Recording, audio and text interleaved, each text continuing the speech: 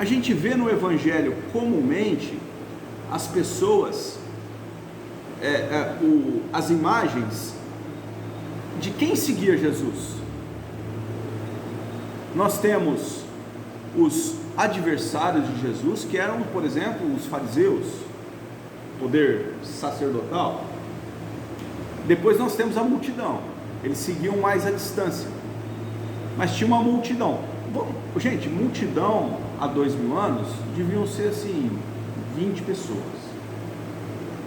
né? 30, 50, né? Então tá lá, os adversários, multidão. Depois da multidão nós temos os discípulos, aqueles que já se desgarraram dessa questão da multidão. Na frente os apóstolos e Jesus caminhando sempre à frente.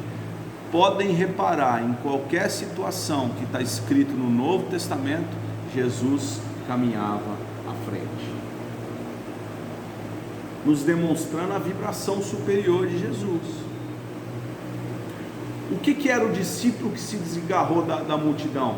Ele já tinha determinado uma coisa para ele: eu não quero mais essa situação volátil, essa situação que bate o vento e eu mudo a minha opinião. Isso eu não quero mais. Eu ainda não sou um apóstolo, porque eu não estou disposto a morrer por Jesus, e nem isso não nos pede mais. Nos pede pensar a respeito das nossas atitudes. Talvez morrer no sentido metafórico, morrer, matar o homem velho que ainda nos liga às questões animalescas, às questões que nos transformam em feras. Nós temos isso descrito também na literatura de André Luiz, por exemplo. Literatura de André Luiz, temos várias passagens em que alguns espíritos se assemelham. Ele via, por exemplo, uma mulher que estava tão transtornada, que ela se assemelhava a um lobo. Ele descreve isso, a uma fera.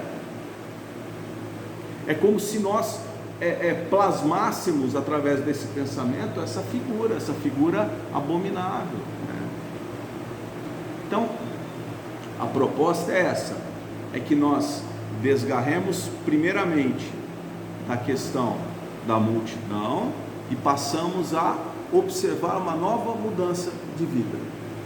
Não nos pede sacrifício de vida, mas nos pede uma mudança de pensamento. Essa é a proposta.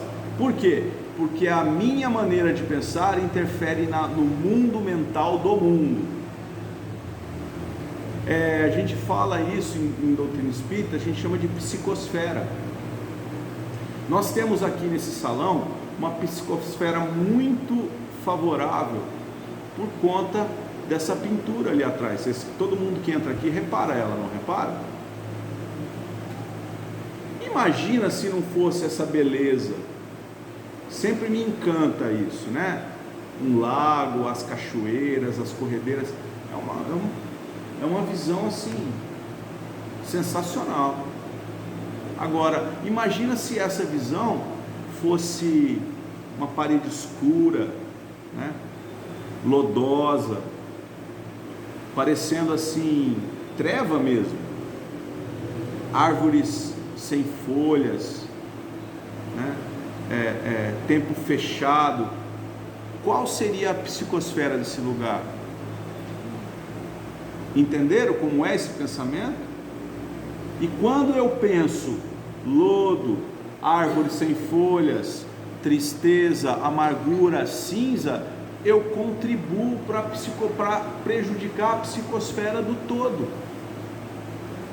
Então a proposta do Emmanuel é que nós pensemos em nós primeiro, para depois tentar ajudar alguém. Quando você pensa em você, você muda a sua maneira de agir e de pensar. Eu transformo isso em mim para tentar ajudar o próximo, porque eu não consigo ajudar o próximo se eu não tiver ajudado a mim mesmo. Hoje de manhã, eu e o Wagner, nós estávamos cortando as luzes. E o Wagner começou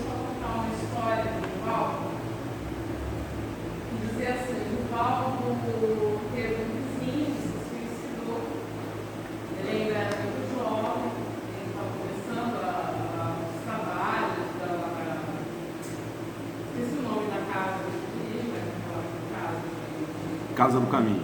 Oi? Casa do Caminho. Da Casa do Caminho. E aí, o que aconteceu?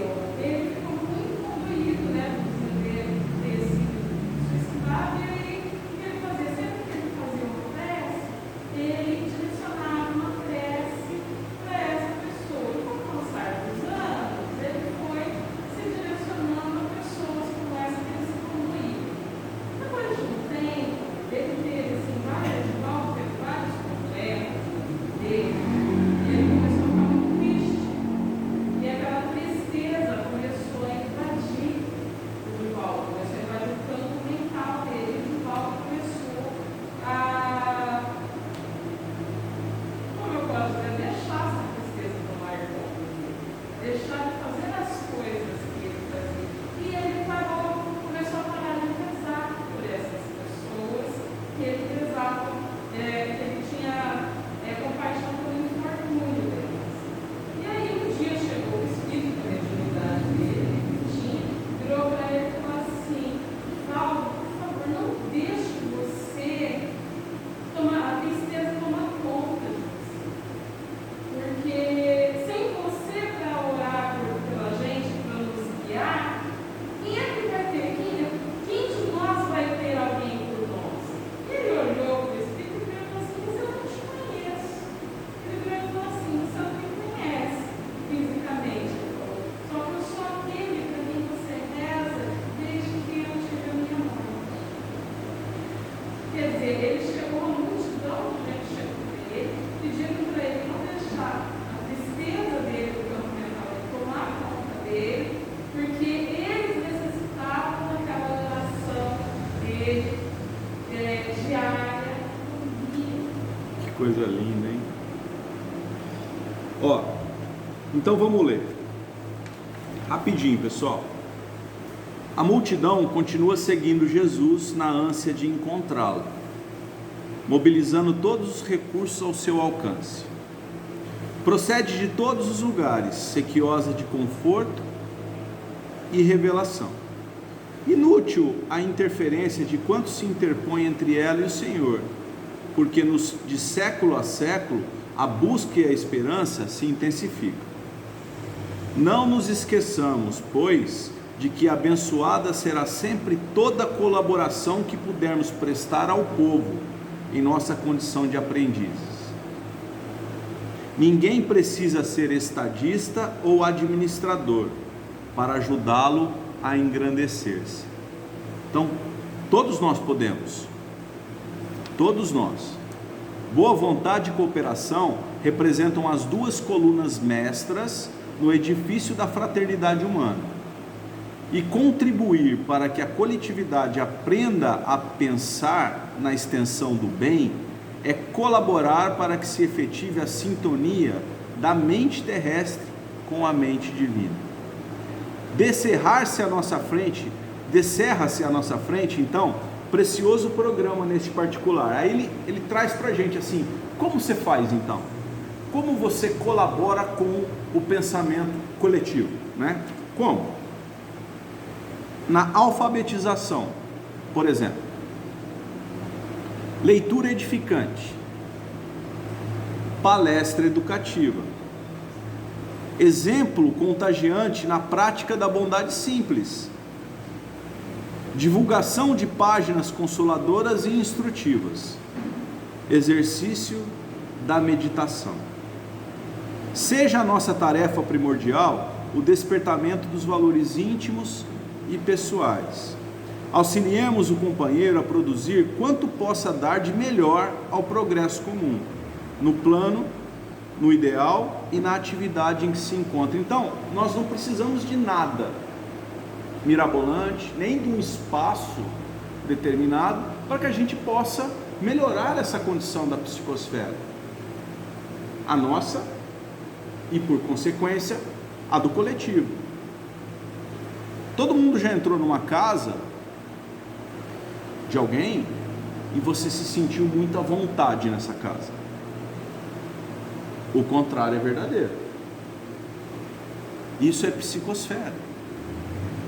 É o ambiente, é o que é pensado coletivamente para as pessoas que habitam esses lugares. Então, por isso que é importante a gente cuidar da nossa casa, não só da nossa casa física, que é o corpo, né? Como a casa, o lar. Por exemplo, não brigar, isso é básico. Não bater porta, não gritar.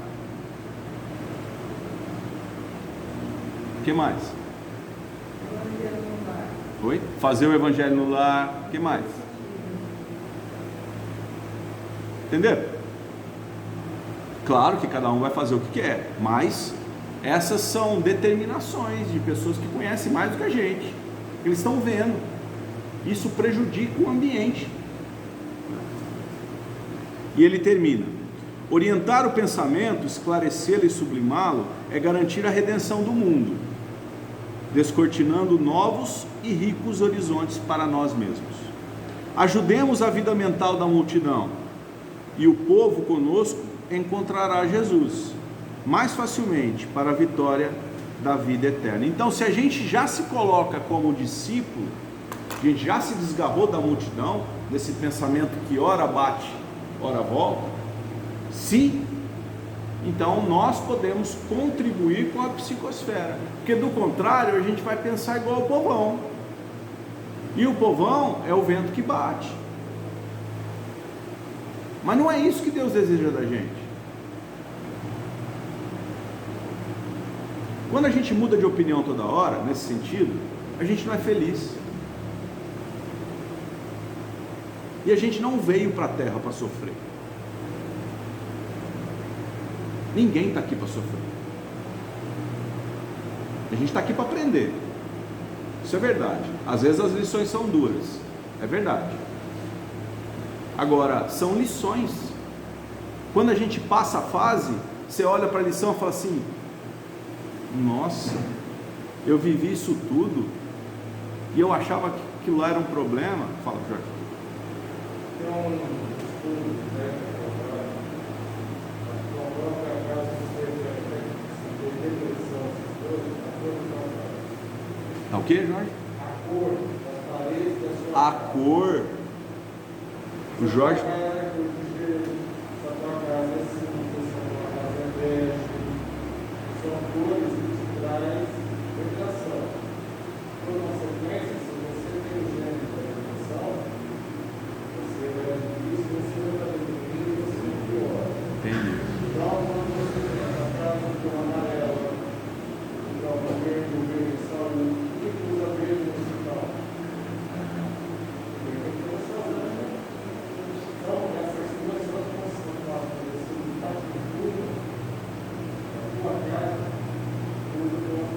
O Jorge fez uma contribuição muito poderosa agora para a gente. A gente está falando da casa física, né? Que as cores da casa também interferem na questão da psicosfera, né? As cores, por exemplo, o gelo, o bege, são cores que depreciam e deprimem. Sendo assim, as pessoas, se tiverem uma queda por depressão, pode ser acentuada essa situação. Muito legal. Para a gente encerrar, nós vamos trazer uma história do Humberto de Campos, que é o irmão X. O livro é Relatos da Vida, tá? A lição número 40, que intitula-se Entre Duas Semanas. Gente, eu acabei de ler a lição, aí eu pensei assim, nossa, podia ter uma historinha para dar né? Eu gosto dessas histórias romanceado assim, para a gente oferecer um exemplo, né? E aí eu abri na página, vocês acreditam nisso? Na página, lição 4 do livro.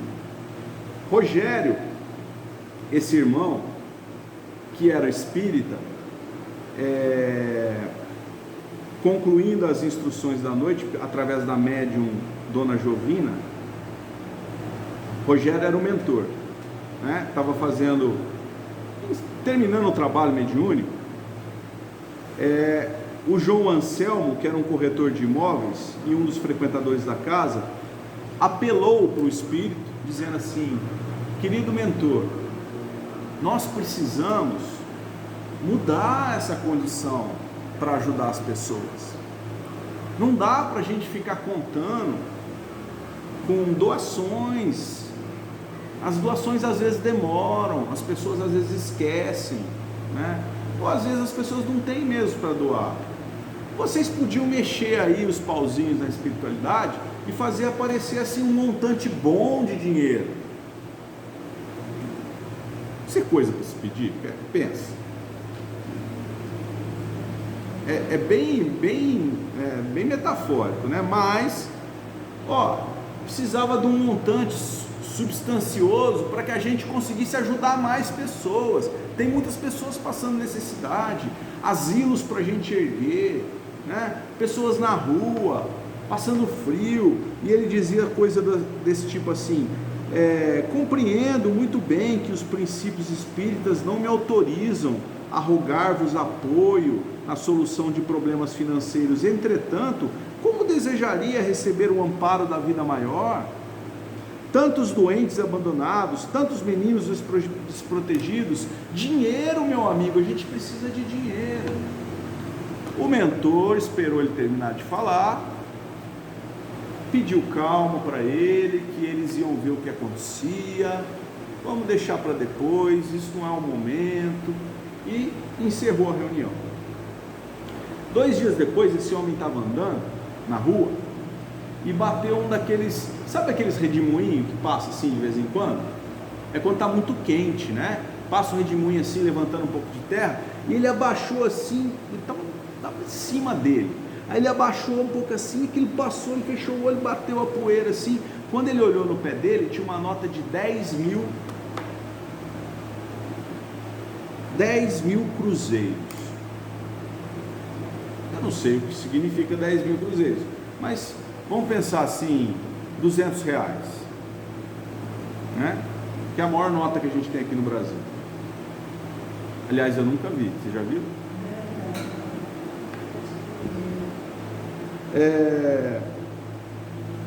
Aí apareceu o dinheiro, ele, nossa, pegou o dinheiro, pôs no bolso e continuou andando. Na esquina seguinte, tinha uma mulher pedindo, com as crianças passando fome, doentes, com as mãos estendidas: por favor, eu preciso de 2 mil cruzeiros para que eu consiga comprar os remédios da criança. Ela está passando muito mal, eu preciso pagar a conta da farmácia, senão eles não me vendem mais. A gente está passando fome, não é muito. Então vamos imaginar que dos 200 reais seria 50. Boa proporção, 50. 200. O que ele disse para ela? Sai da minha frente. Sou um homem ocupado, tenho mais o que fazer. Se quiser dinheiro, vá trabalhar. E seguiu. Transcorreu-se uma semana e voltou para a reunião mediúnica. E o Rogério lhe ouviu, o Rogério é o mentor do grupo, ouviu a longa súplica, fixando o belo sorriso na expressão fisionômica, e rematou. Ou seja, ele fez todo aquele petitório de novo, aquela conversa que precisava de dinheiro para as obras de caridade, e o mentor disse para ele assim: Anselmo, meu filho, estamos observando a força de suas promessas e decisões. Sem dúvida que o dinheiro é necessário para a execução de determinadas obras de beneficência na terra, sem dúvida. Mas, se você não tem ainda a precisa coragem para se desfazer de 2 mil cruzeiros em favor de pobre mãe, depois de haver recebido 10 mil cruzeiros que lhe colocamos aos pés, como conseguirá você auxiliar os outros se o mundo espiritual lhe confiar agora uma fortuna de alguns milhões?